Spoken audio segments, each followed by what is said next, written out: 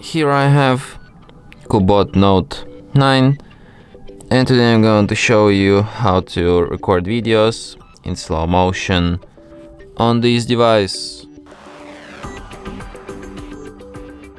So firstly you have to open camera, then you have to switch to the slow motion mode, and now you can record videos in slow-mo. So let's record toilet paper roll. So here we go.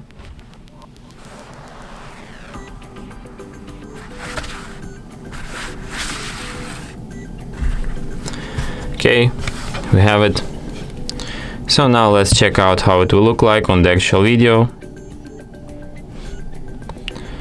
So as you can see here, I roll toilet paper, but it rolls like extremely slow, just like in your favorite Hollywood action movies. Looks extremely cool, just undescribable, stunning, totally awesome. Left me speechless. So yeah,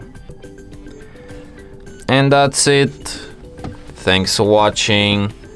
If you find this tutorial useful, don't forget to hit that like button and subscribe to our channel.